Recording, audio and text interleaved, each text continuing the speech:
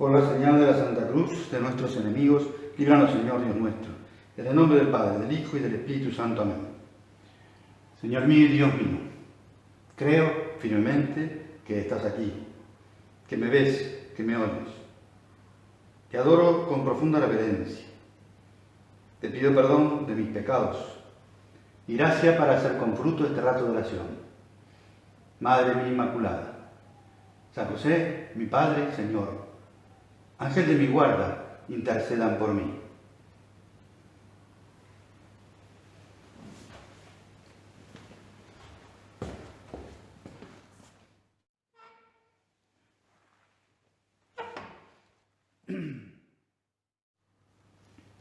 Cuando nos disponemos a hacer oración, un método clásico consiste en intentar situarnos en la escena del Evangelio que vamos a meditar. En este caso, vemos que los evangelistas no dan ninguna indicación del camino que siguió Jesús desde Cesarea a Filipo, donde había prometido el primado sobre la iglesia a Simón Pedro, hasta el monte Tabor. Este monte se levanta solitario,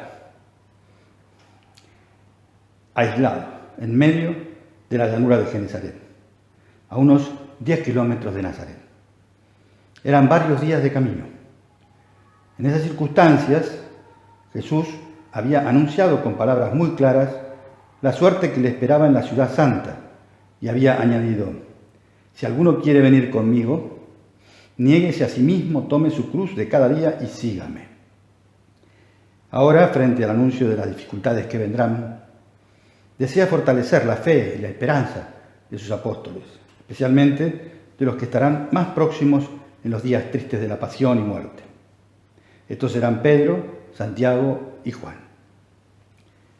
A ellos la visión de Cristo glorioso en el Tabor, como un anticipo de la felicidad que les aguarda en el cielo a los que sean fieles, les ayudará a propagar y defender la fe en medio de las más duras persecuciones. Este momento, que es la transfiguración del Señor, que se celebra el 6 de agosto, para los cristianos es uno de los acontecimientos más importantes de los años de la vida pública de Jesús. Y por eso se le incluyó como el cuarto misterio de luz en el Rosario. En él se nos recuerda que todos estamos llamados a acercarnos más y más a Dios a través de Cristo, manteniendo con Él un trato personal, directo. Este es mi Hijo muy amado. Escúchenlo. Estas palabras de Dios Padre que dirigió a los 3 discípulos de Cristo nos las dice ahora mismo el Espíritu Santo. Estos encuentros de oración, procurando escuchar a Jesús, nos llevarán a cultivar las 3 virtudes teologales: la fe, la esperanza, la caridad, y así podremos tener, como aquellos elegidos, un anticipo de lo que será el cielo. Así se adquiere esa familiaridad que da el trato asiduo con Jesús, la cual, junto con ese llevar la cruz de cada día, nos hará tener la paz y la alegría de Cristo. Porque esa paz y gozo que trae Jesús no son consecuencia de que todo me vaya bien, según mi gusto o criterio, sino que surgen del esfuerzo por intentar identificar mi voluntad con la de Dios. Y por eso mismo esa paz y alegría son como estados del alma que tienen sus raíces en forma de cruz. Claro, esta unión de felicidad y cruz solo se entiende desde la perspectiva de la fe. Y aún así, el misterio de la cruz no deja de ser un misterio, por muchas vueltas que le demos.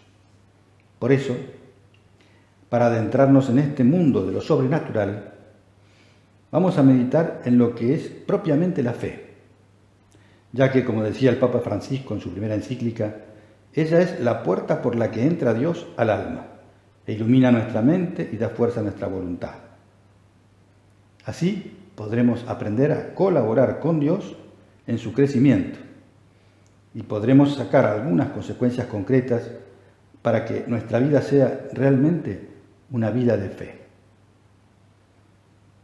El mejor regalo para esto, el mejor maestro, para esto es aprender en el mismo Jesús, que desde que comenzó a manifestarse como Cristo o Mesías, no cejó en su empeño de formar a sus discípulos y a todos los que se le acercaban, en la necesidad de que aprendieran a ser personas de fe, porque sin esta virtud nunca llegarían a comprender sus enseñanzas y aprovecharlas, e incluso, podríamos decir, no sabrían cómo disfrutar de sus beneficios. Jesús era consciente de que para que quedara patente su divinidad, tenía que hacer hechos portentosos. Para lograr que cada uno de sus discípulos lo dejara todo y le siguiera en su camino, tendría que valerse muchas veces de algún gesto milagroso, más o menos llamativo, desde las bodas de Caná, convirtiendo el agua en vino, pasando por pescas milagrosas desproporcionadas, o dando a entender que conocía la vida pasada de alguno o alguna, o demostrando que leía los pensamientos del interlocutor o de todos los que estaban allí presentes, etc. Mediante los milagros, él encendía la fe en los que participaban de esos hechos. Pero esto no fue todo. Cada vez que tenía una oportunidad, porque venía alguien a pedirle un favor, o él mismo descubría una necesidad en alguien y se disponía a ayudarlo, no dudaba en resaltar, para que todos supieran, que aquel favor o gesto imposible desde el punto de vista humano, que solucionaría todo, se llevaría a cabo gracias a la fe de esa persona. La fe, tu fe, le decía, te ha salvado. Ciertamente, nunca eran obras en beneficio propio de Jesús. Diríamos que eran palabras o gestos que redundaban en beneficio de la causa. Que todos supieran que había llegado el reino de Dios a la tierra. Evidentemente, los que más necesitaban de esa fe eran los que habitualmente estaban más cerca de él, los apóstoles y discípulos. ¿Por qué? Porque tenían que ver en él a alguien más que un gran hombre y un amigo entrañable. Debían creer que esa persona de naturaleza humana, que ellos tocaban, que comía, que dormía, que hablaba con ellos, era una persona divina, era Dios, el Hijo de Dios vivo, que por eso sabía tanto y podía interpretar perfectamente, con más hondura que ningún otro maestro en la historia de Israel, todas las Sagradas Escrituras, y que por eso podía realizar esas obras que superaban las leyes de la naturaleza, con solo mirar al cielo y pedírselo a su Padre Dios. Ellos eran cada vez más conscientes de la necesidad de esa fe. Y cuando le pidieron a Jesús que se les aumentara, no lo felicitó por la que ya tenían. Al contrario, les dijo que su fe era mínima, que si tuvieran fe como un granito de mostaza, la más pequeña de las semillas, podrían decir a ese árbol que se arrancara y se tirara al mar, y así sucedería. Me viene ahora a la mente una anécdota catequística atribuida a una persona mayor, a propósito de este pasaje de la Escritura. Ella se decía a sí misma: hoy tendré mucha fe y le pediré a Dios que me quite el árbol del patio, que me lo llena de hojas. Y así lo hizo.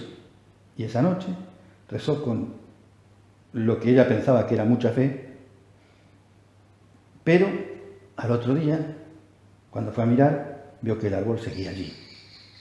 Y se hizo esta reflexión: ya sabía yo que por mucho que insistiera y por mucha fe que tuviera, el árbol no se movería de su lugar. Bueno, pienso que esta forma de actuar refleja lo que muchas veces nos pasa a nosotros. Por eso el Señor le decía a sus discípulos: todo lo que pidan en la oración, crean que ya lo han recibido y lo obtendrán. Hagamos entonces un breve repaso de lo que entendemos por fe. Esta puede ser humana, por la que confiamos en otras personas, o fe divina, por la que confiamos en Dios. Esta, a su vez, puede ser religiosa en general, por la que aceptamos que Dios existe y que creó el maravilloso mundo en que vivimos, o fe propiamente cristiana, por la que creemos en un Dios personal que se manifiesta en Jesucristo. Esta fe surge del encuentro de dos personas: Dios, que conoce la verdad y la causa y fin de mi existencia, y yo, que decido aceptar su presencia junto a mí, con un montón de consecuencias para mi vida, como iremos viendo. Por eso, tener fe no es solo creer que Dios existe, sino también creer que yo existo para Dios. Y si existo, es porque me ama. Y si me ama, tiene un proyecto para mi vida, para que yo pueda ser plenamente feliz. Ya se ve que no es solamente un acto de la razón, sino que involucra a toda la persona, la fe. Además, también cuando hablamos de fe, se pueden entender dos cosas fundamentalmente: el conjunto de verdades, algunas accesibles también a la razón, como la existencia de Dios, la inmortalidad del alma o la existencia de un orden moral establecido por el Creador. En segundo lugar, un acto de confianza personal, libre y por tanto meritorio, que siempre es respuesta al don de Dios.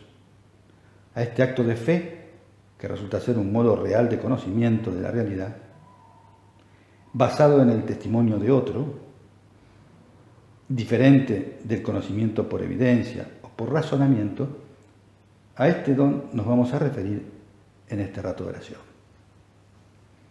No es mi intención ahora dar una clase sobre la fe, sino conversar con Jesús, presente aquí en el sagrario, haciendo como un examen de nuestra vida, para ver hasta qué punto creemos o vivimos de la fe, hasta dónde afecta a nuestra vida cotidiana la realidad de que vivimos de milagro, como se suele decir, ¿no?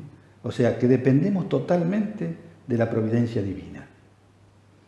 Y veremos también qué más podemos hacer para contribuir al aumento de nuestra fe, para que sea más operativa. Con ocasión de esta pandemia del coronavirus, muchos se han planteado, y yo me incluyo, ¿qué pasaría si me toca a mí? Si yo me contagio. Aunque esté vacunado, aunque ya haya tenido el virus, resulta que no soy inmune plenamente. Hay nuevas cepas y más peligrosas. Conozco gente que se cuidaba más que yo y ha caído. También sé de otros que, teniendo menos riesgos que yo, con enfermedades previas, con comorbilidades, sin embargo, vienen zafando. Y cada día se descubren nuevas secuelas que ha dejado el virus en quienes ya lo tuvieron. Todo esto ha generado diversas actitudes en la gente: miedo, más o menos grande; aislamiento, más o menos estricto; o también el otro extremo, la inconsciencia.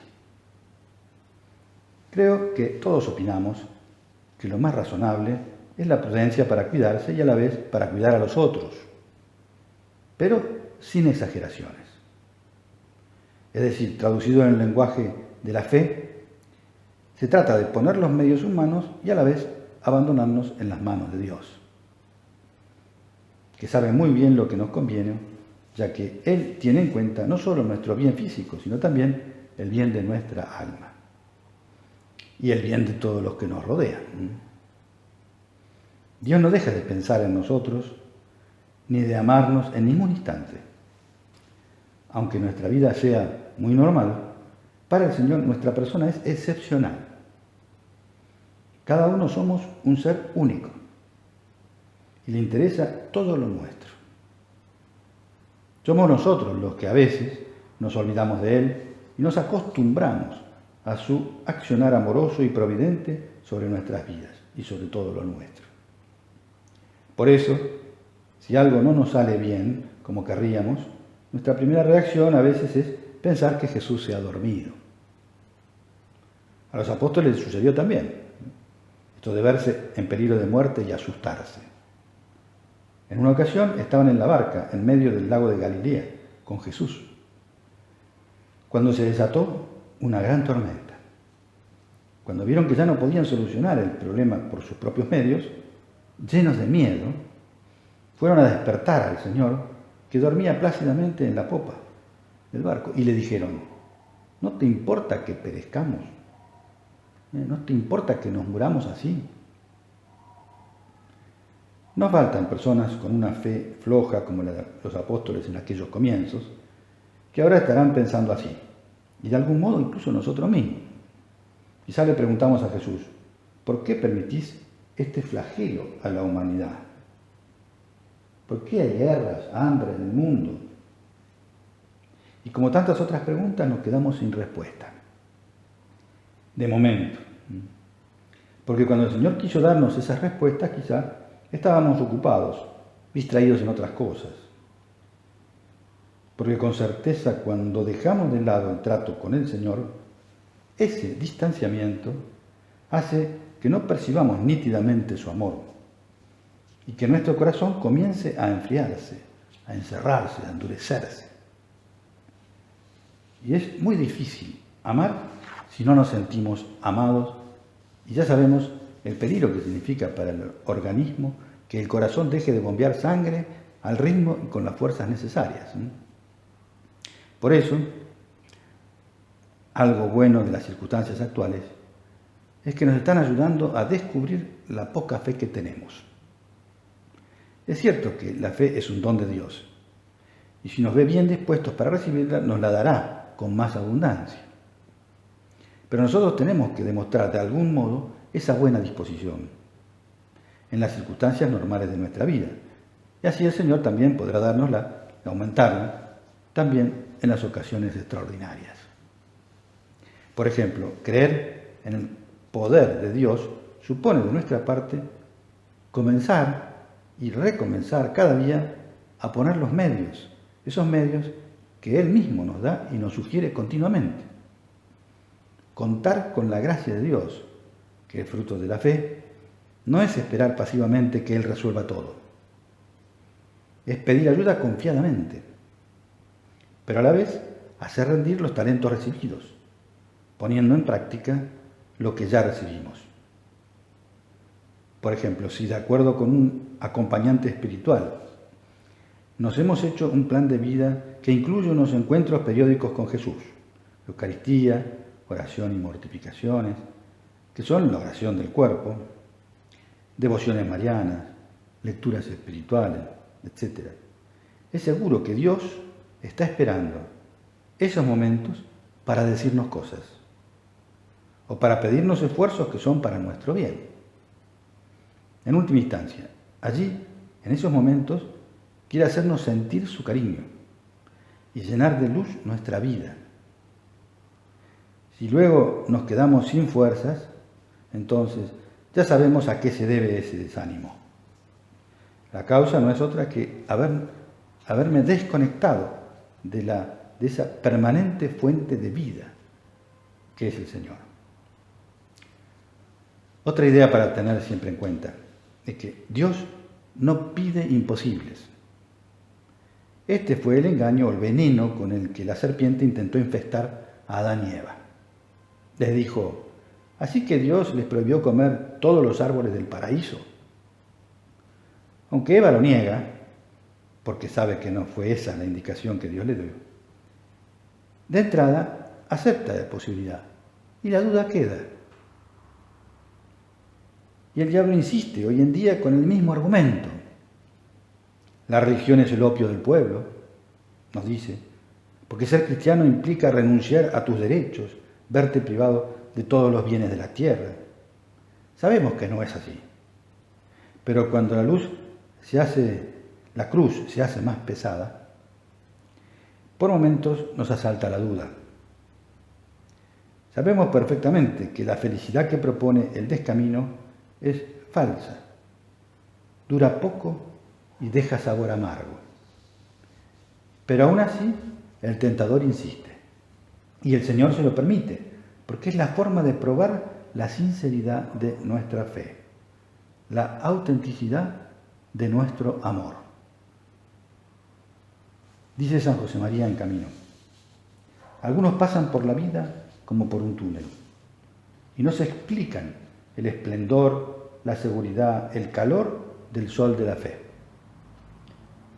Porque solo hay dos modos de vivir en la tierra: o se vive vida sobrenatural o vida animal. Y un hijo de Dios no puede vivir más que la vida de Dios, la vida sobrenatural. Y podríamos entonces preguntarnos en nuestra oración: ¿esta vida en qué se manifiesta? Te la describo en pocos rasgos. Nos da una visión sobrenatural que nos permite ver la voluntad de Dios en todo lo que pasa, hasta llegar a amar la cruz con las contradicciones diarias, porque allí vemos también a Jesús. La visión sobrenatural, la vida sobrenatural que nos infunde Dios, nos permite mantener la serenidad y la alegría en cualquier circunstancia. Y puedo realmente quedarme en paz cuando me abandono en las manos de Dios. El sentido sobrenatural me lleva a palpar la misericordia de Dios, que cada día me ama y me perdona cientos de veces. Y mi corazón, lleno de amor de Dios, me mueve a comprender, a convivir, a perdonar a todos, porque veo a Jesús en los que me rodean. Esta vida del alma me empuja a pedir luces al Espíritu Santo para acertar en un consejo que debo dar, o para decir las palabras adecuadas al corregir, sin herir, o simplemente para tomar una decisión. La fe se convierte como en una brújula de nuestro caminar, ya que incluye el contenido de verdad que necesitamos para avanzar con un norte seguro en el mundo actual. Esa fe sobrenatural me hace contar con la presencia de Jesús en la Eucaristía también, ahí. Y recibirlo en la comunión eucarística cada vez que puedo. No solamente comunión espiritual, aunque también es muy buena. Y también visitarlo seguido y adorarlo en el sagrario, o cuando está expuesto en la custodia. Porque allí no solo hay una gracia, sino que está el autor de la gracia, en cuarentena desde hace 2000 años, pero irradiando luz y vida en todos los que lo buscan con fe. Estos ejemplos no coinciden con lo que muchas personas entienden que es la fe. Por ejemplo, la fe no es una fuerza, una vitalidad propia que me empuja o que da ánimo para enfrentar cualquier tipo de dificultades. La fe no es una intuición para el triunfo, un pálpito para distinguir a las personas buenas y malas. No es índice de mayor fe el esperar manifestaciones aparatosas que me indiquen la presencia o la actuación de Dios. Tener fe no es tener una seguridad porque sí. Se opone a confiar en la buena suerte, los biorritmos, los horóscopos, y no contar solo con la providencia divina. Ni siquiera se identifica la fe con un sentimiento favorable para los actos religiosos o un gusto por lo clerical, etc. Nos gustaría poder tener fe como la de aquellos personajes del Evangelio que se jugaron la vida por Jesús, o al menos como la de aquella mujer cananea que se contentaba con las migajas que caían de la mesa, o como la del centurión romano, por poner un ejemplo de personas que no eran del pueblo elegido, ¿no? La solución está al alcance de la mano. Pidamos la fe con humildad. Esta humildad nos hará reconocer la grandeza de lo que Dios ya ha obrado en nosotros. Así le pasó a María Santísima, según nos dejó revelado en el canto del Magnificat. Mi alma canta la grandeza del Señor, porque Él obró en mí maravillas. Su parienta Isabel, cuando la fue a visitar, la elogió por su fe. Y aunque María dejó claro que todo se debía a que el Señor se fijó en la bajeza de su esclava, o sea, en su humildad, esta virtud siempre es la que fundamenta la fe. Y por eso la humildad de María le permite reconocer con fe las maravillas que ha hecho el Señor en su vida y que seguirá haciendo. Por eso le pedimos que nos acompañe en nuestro peregrinar hacia la patria celestial, por este camino lleno de claroscuros, pero iluminados por una fe como la de ella.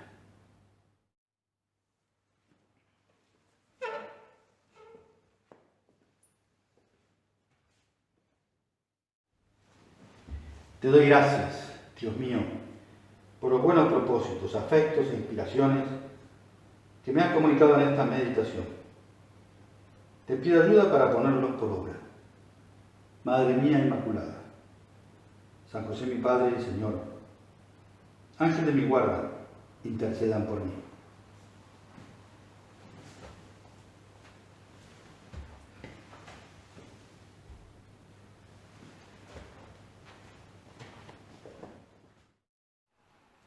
Examen de conciencia. Acto de presencia de Dios. Jesús se llevó con él a Pedro y a Santiago y a Juan y se transfiguró ante ellos. Mirar y contemplar a Cristo me llena de esperanza.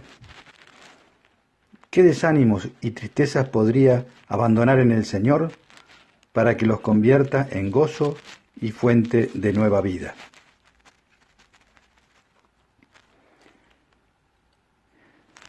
Maestro, qué bien estamos aquí. Hagamos 3 tiendas. Estar con Jesús es fuente de alegría. ¿Cómo procuro compartirla con mi familia y mis amigos?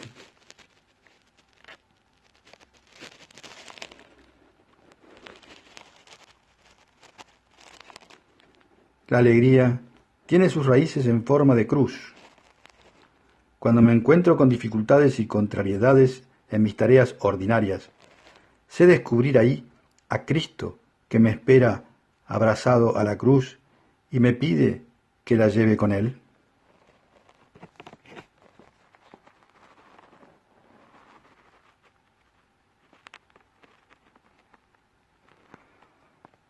Y después de despedirla a la gente, subió al monte a orar a solas. Busco, en lo posible, momentos para mi oración personal y al mismo tiempo, en mis ocupaciones diarias, en mi trabajo y en mi familia, intento que mi vida esté transformada por mi relación con Dios.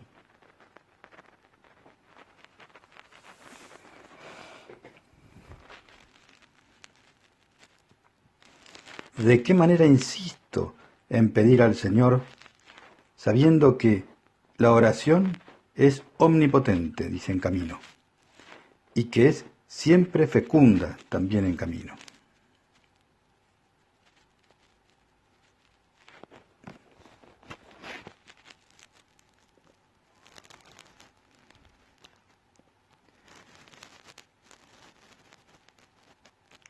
Al ver que el viento era muy fuerte, se atemorizó y al empezar a hundirse se puso a gritar: «Señor, sálvame». Al instante Jesús alargó la mano, lo sujetó y le dijo: «Hombre de poca fe, ¿por qué has dudado? ¿En qué momentos necesito aumentar la confianza en que el Señor está a mi lado, aun cuando las razones humanas parecen fallar?»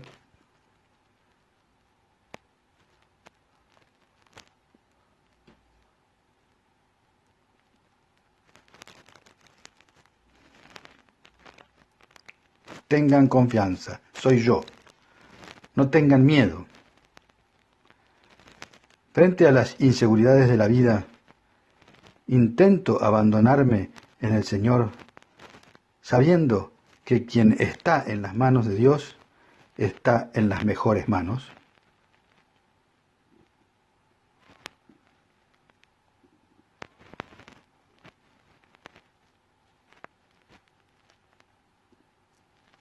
Acto de contrición.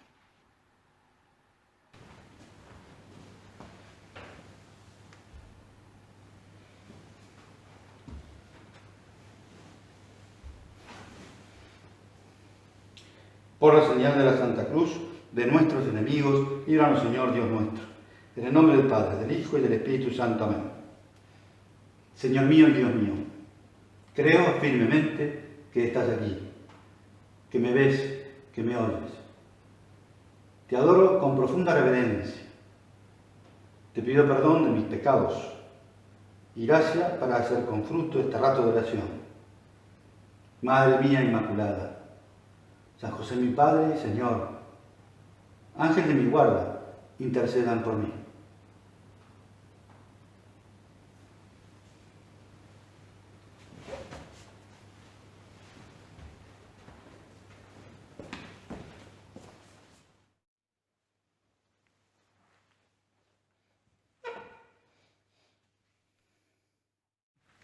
Continuamos nuestra oración considerando algunas consecuencias que debería tener para nuestra vida la virtud de la fe.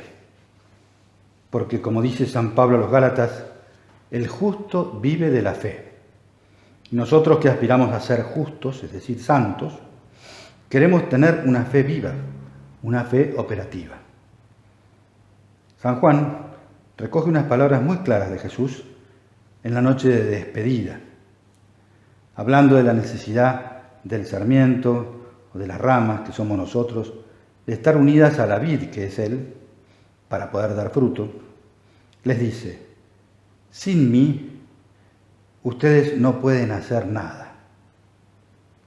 No les dice que no podrán hacer milagros o cosas complicadas, o que les será más difícil hacerse santos sin la fe en Él, sino que afirma rotundamente: no podrán hacer nada.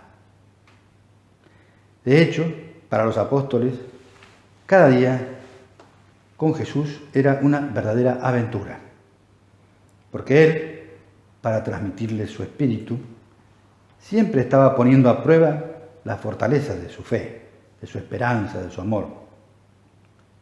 Y no podemos extrañarnos de que con nosotros el Señor actúe del mismo modo.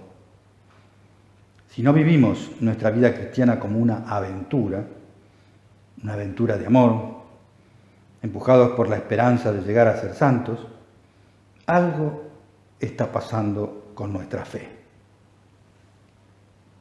El método que habitualmente Jesús empleó para ir formando a los apóstoles fue mostrarles con hechos las actitudes propias de una persona con fe.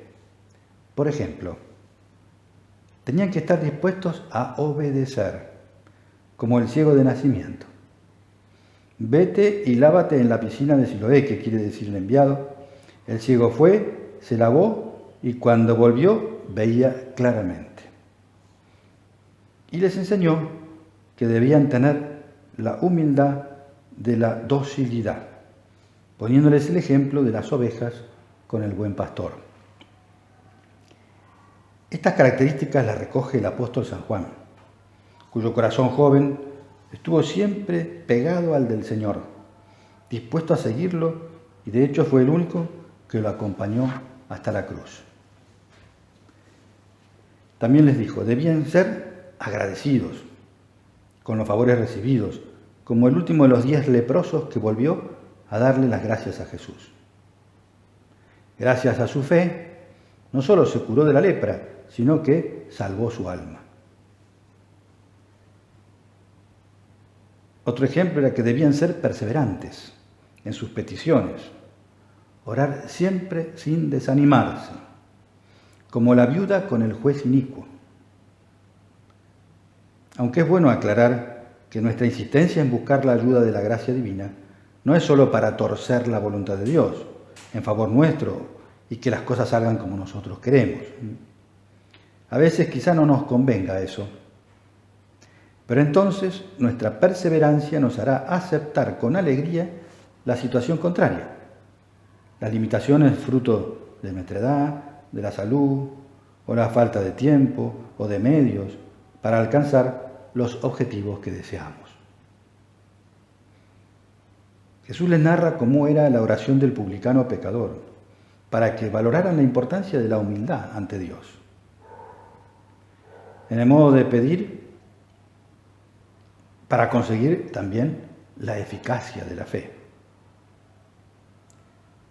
A diferencia del fariseo, el publicano en el templo se quedó atrás y no se atrevía ni siquiera a levantar los ojos al cielo, sino que se golpeaba el pecho diciendo: Dios mío, ten piedad de mí, que soy un pecador. Y concluye el Señor: yo les digo que este último estaba en gracia de Dios cuando volvió a su casa, pero el fariseo no, porque el que se hace grande será humillado y el que se humilla será enaltecido. También les narra el caso del administrador infiel, que es elogiado por su jefe por la astucia que demostró, para hacerles ver que el acto de fe debía ser inteligente. Sería indigno del hombre y de Dios su creador que tuviéramos que abdicar de nuestra capacidad de razonar para conocer mediante la fe. La fe puede ir más allá de la lógica humana, pero aunque la supera, cuenta con ella y nunca la contradice. La fe debe ser valiente, para estar dispuestos a confesarla o defenderla siempre y nunca avergonzarnos de tenerla. Dice el Señor por San Lucas: si alguien se avergüenza de mí y de mis palabras, también el Hijo del Hombre se avergonzará de él cuando venga en su gloria y en la gloria de su Padre con los ángeles santos. San Pablo decía que no podemos seguir siendo niños llevados a la deriva y zarandeados por cualquier viento de doctrina. Pablo decía que los cristianos tengamos una fe responsable, una fe adulta. El problema, esto ya lo decía el Papa Benedicto XVI, es que algunos han cambiado el sentido de esta palabra, fe adulta. Esta no sería la fe madura de quien escucha a la Iglesia y a sus pastores dócilmente, sino la del que elige de forma autónoma lo que quiere creer y no creer. Es decir, sería una fe hecha por uno mismo. Y esto se interpreta como valentía, porque se expresa en contra del magisterio de la Iglesia. Pero la realidad es lo contrario. La valentía de la fe está en defender el matrimonio de un hombre con una mujer, el derecho a la vida del niño por nacer, etc. Dicho positivamente, tener fe madura y valiente es, con palabras de San Pablo, actuar según la verdad en la caridad. Para nosotros, la verdad y la caridad van siempre unidas. Nuestra meta debe ser conocer y amar la verdad y a la vez difundirla con nuestro ejemplo y nuestra palabra. Como en otros aspectos de nuestra vida, cuando procuramos transmitir nuestra fe a los demás, más nos afianzamos nosotros mismos en ella y más aprendemos nosotros mismos. Se dice que el catequista es el primer catequizado. Y así podríamos continuar. Pero los invito a que cada uno pida al Espíritu Santo que le ayude a descubrir más características de la fe, leyendo los Evangelios o la Biblia en general, porque eso que el Espíritu nos haga ver en esos momentos de oración o de lectura, con certeza son aspectos en los que la gracia nos ayudará a hacer más viva, más operativa nuestra propia fe. Todos, especialmente a partir del bautismo, recibimos el don de la fe como una pequeña semilla que irá desarrollándose en nuestra vida. Pero también podría ir empobreciéndose, secándose esa fe inicial. Hay fundamentalmente dos causas por las que se puede debilitar nuestra fe o incluso perderla. Son nuestra soberbia y nuestra pereza. La soberbia puede llevar a una rebeldía explícita por no entender los modos o los tiempos de Dios,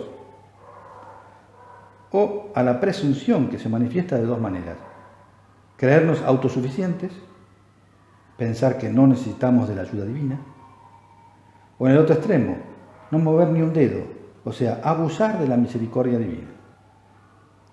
Pero lo que sucede realmente en todos estos casos es que por soberbia o orgullo me voy negando repetidamente a los requerimientos divinos. Y el otro enemigo, que es la pereza, también suele llamarse tibieza, hace que no pongamos los medios para acrecentar la fe, pudiendo hacerlo. No la pedimos y no hacemos actos de fe. No rezamos y por dejadez o desgana no recomenzamos después de las caídas. Y así vamos teniendo menos en cuenta a Dios en nuestra vida diaria. La falta de trato con Jesús es lo que hace que lo veamos como un fantasma, algo irreal y lejano. En vez, el trato íntimo y familiar nos lleva a experimentar la seguridad de sabernos acompañados, protegidos, y sentir la fuerza de sus palabras que nos dice: ánimo, soy yo, no tengas miedo, empezá otra vez, que un tropezón no es caída, y cosas por el estilo. Simón Pedro fue muy audaz cuando hizo aquel desafío a Jesús, que se acercaba a la barca en medio de las turbulentas olas, caminando sobre las aguas. Recordamos la escena. Después de realizar el milagro de dar de comer pan y pescado a unos 5.000 hombres, Jesús manda a sus discípulos que se embarquen. Debían llegar antes que él a la otra orilla, mientras él despedía a la gente. Los apóstoles habrán pensado que Jesús tendría alguien con quien quería hablar y que sería esa persona quien la llevaría después a Jesús. Pero no. Jesús subió a solas a un cerro para orar. Cayó la noche y él seguía allí, solo, hablando con su Padre Dios. La barca, en tanto, estaba ya muy lejos, cuenta el Evangelio, muy lejos de tierra, y las olas le pegaban duramente, porque soplaba el viento en contra. Al amanecer, Jesús vino hacia ellos, caminando sobre el mar. Al verlo caminando sobre las aguas, se asustaron y exclamaron: es un fantasma. Y por el miedo que tenían se pusieron a gritar.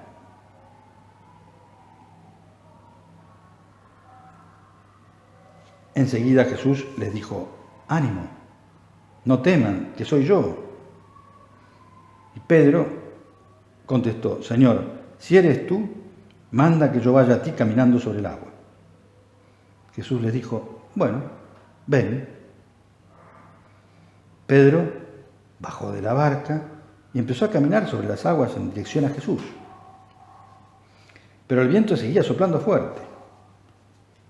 Pedro entonces tuvo miedo y comenzó a hundirse y gritó: Señor, sálvame. Al instante Jesús extendió la mano y lo agarró, diciendo: hombre de poca fe, ¿por qué has dudado? Subieron a la barca y cesó el viento, y los que estaban en la barca se postraron ante él, diciendo: verdaderamente, tú eres el Hijo de Dios. Son muchas las lecciones que nos da Jesús en este pasaje que he querido leerte entero. Pero la primera es la prioridad que debe tener la oración en nuestra vida.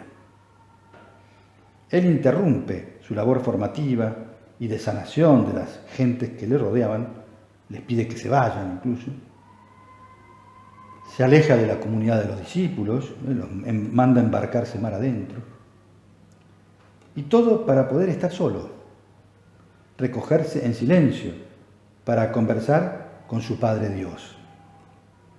Ese encuentro de oración le hace olvidarse del cansancio, que naturalmente sentiría a esa altura del día, a esas horas de la noche. No había encontrado durante el día otro momento de calma.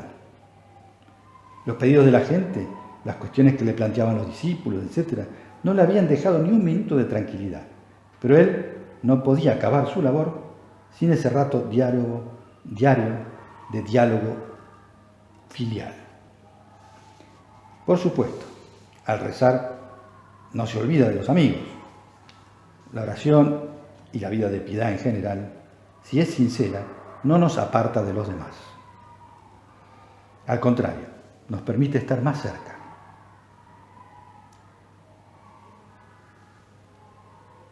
Ayudarlos con más eficacia, comprenderlos mejor, descubrir sus necesidades sin que me las pidan. Así pasó entonces. Cuando llega el momento oportuno, al amanecer, Jesús, consciente de la dificultad que atraviesan los apóstoles en el mar, a causa de los fuertes vientos, se acerca a socorrerlos del modo más directo, caminando sobre las aguas. De este modo, no solo podrá auxiliarlos en lo material, sino sobre todo en su fe, mostrándoles una vez más el poder de su divinidad. Entonces viene el gran desafío de Pedro. Quiere comprobar que ese aparente fantasma es el mismo Jesús. Apoyado en su poca fe, quiere ir al encuentro de Jesús, caminando sobre las aguas. Y la indicación del Señor, ven, la escucha y baja de la barca y comienza a dar pasos hacia Jesús. Quizá en un primer momento, se me ocurre a mí, por su escasa fe, pensaría, total, si me hundo, me agarro del bordo, o mis compañeros me tiran una soga. Pero a medida que se aleja de la barca, van disminuyendo sus seguridades humanas, y la dificultad causada por el aumento de las contrariedades, las olas y el viento, es cada vez mayor. Entonces comete su gran error, quitar la mirada de Cristo y fijarse en lo que sucede a su alrededor. Y entonces solo le queda recurrir a su fe y se da cuenta claramente que no le alcanza para mantenerse a flote. Y el Señor no lo toma a mal. No se enoja por la debilidad de la fe de Pedro, porque no confíe en él, a pesar de ser su más firme seguidor. Es más, podemos pensar que ya sabía que iba a suceder esto, pero quiere que el propio Pedro lo compruebe. Con el último hálito de fe que le queda, Pedro grita, Señor, sálvame. Se dirige ahora al Señor, no le alcanza que sea el buen amigo Jesús. Necesita la ayuda de Dios. Y al instante Jesús lo tomó de la mano y le dijo, hombre de poca fe, ¿por qué has dudado? Meditando esta escena, creo que es muy fácil que nos sintamos identificados. Es natural, casi diría normal, que solo acudamos a Dios cuando las cosas se complican, especialmente cuando ya no tenemos otro medio humano para solucionarlas. Es normal que el Señor ponga a prueba esa fe que decimos o creemos tener. Un ejemplo de esto se da cuando nos hacemos eco de esas palabras de San Pablo que decía a los romanos, Dios dispone todas las cosas para el bien de los que le aman. San José María la resumía en 3 palabras, omnia in bonum, todo es para bien. Pero hagamos un sincero examen. Cuando las decimos, ¿nos las aplicamos a nosotros mismos o solo las repetimos para consolar a los demás? ¿Nos parece sinceramente que todo lo que nos pasa siempre es para nuestro bien? Es normal que no seamos más audaces al plantearnos metas en lo humano y en lo espiritual, porque no nos gusta tener que depender solo de nuestra fe, porque sabemos que es muy poca. Menos incluso que la fe de Pedro, cuando se largó a caminar sobre las aguas. Es normal que nos olvidemos de contar con los medios sobrenaturales, de contar con Jesús que está en la barca con nosotros, si habitualmente no buscamos el trato amistoso con Él, si no cultivamos nuestra vida de piedad, aunque no lleguemos a desconfiar de su amor incondicional, pero es lógico que nos olvidemos. La oración, la mortificación, los sacramentos son medios previstos por Dios precisamente para eso, para aumentar nuestra fe en Él, para que tomemos conciencia de lo que está dispuesto a hacer por el amor que nos tiene a cada uno. Por eso, si nuestra vida se apoya o se cimienta sobre ese amor, expresado en esos medios, nunca se va a tambalear. Aunque nos salpiquen las aguas del mar borrascoso en el que estamos metidos, con estos medios está demostrado que aumenta la fe, nos llenamos de esperanza, y nuestra capacidad de hacer cosas buenas y de servir a los demás se multiplica. Es normal que pensemos que nos hundimos si no nos agarramos de la mano de Jesús, si no miramos atentos a Jesús y en cambio nos distraemos pensando en la fuerza y el tamaño de las olas que nos rodean, o sea, las dificultades o contrariedades que padecemos. Es casi lógico que si no mantenemos la vista fija en el Señor, sino que estamos siempre midiendo nuestras fuerzas, a ver hasta dónde puedo yo solo, el resultado lógico sea que muchas veces perdamos la paz y nos parezca que nos vamos a ahogar. En el mundo tendrán que luchar, pero tengan confianza, yo he vencido al mundo. Así se despedía Jesús de los apóstoles. En realidad les estaba anunciando que no iba a eliminar las dificultades, pero les daría las fuerzas para que vencieran siempre esas pruebas. Ellos quizás recordarían aquella vez que no pudieron curar a un chico epiléptico y el papá le dijo a Jesús: haz algo si puedes. Y Jesús le respondió: ¿cómo si puedes? Todo es posible para el que cree. Y al instante, gritando, dijo el padre del niño: creo, pero ayuda mi incredulidad. Todo es posible para el que tiene fe. Es una muy linda ejaculatoria, para repetir muchas veces a Dios: Señor, aumenta mi fe, ayuda mi incredulidad. Para terminar, además de dirigirnos a nuestra Madre Santísima, nos puede servir ahora, especialmente en este año, traer a nuestra memoria a ese gran personaje de la Sagrada Escritura que es San José, el esposo de Santa María, que hizo las veces de padre de Jesús. Porque entre todas las virtudes con las que suele ponderarse a este santo, destaca siempre la virtud de la fe. Por su fe recibió a María como esposa y miró al niño que ella conseguía como a su propio Dios. Por su fe recibió como suyo el fruto inefable de la pureza de María y compartió con ella las vigilias e inquietudes de la paternidad. Se convirtió en verdadero y tierno padre de ese niño que tiene su verdadero padre en el cielo. Creyó al ángel que le mandó en sueños partir a Egipto y luego regresar de allí y no ir a Jerusalén sino a Nazaret de Galilea para proteger a la madre y al niño de los peligros de esa época. Creyó en la divinidad de Jesús antes de que fuese afirmada por los milagros.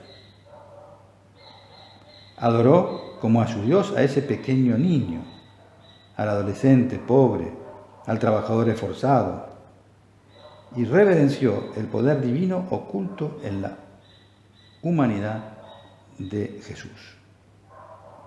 Por eso la fe de San José es modelo para todos nosotros, porque seguía con simplicidad, sin objeciones, las luces que recibía de lo alto. Pidámosle entonces a Él y a María Santísima que intercedan ante el Señor para que nos aumente un poco la fe, y mucho, para que sea una fe más viva, operativa, que influya en todos nuestros pensamientos, palabras y obras.